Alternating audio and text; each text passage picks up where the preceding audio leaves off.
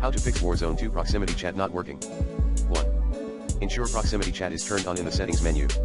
Note, if its status is on, disable it and return it on later. And set all lobby option to game voice channel.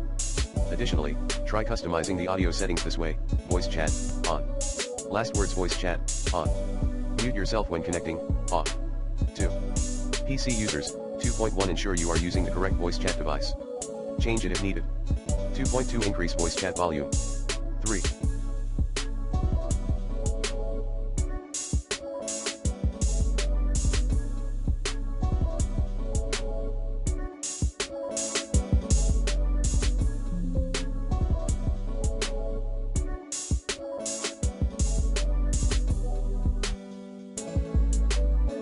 Disconnect, pressing the F9 key, then reconnect game chat channel.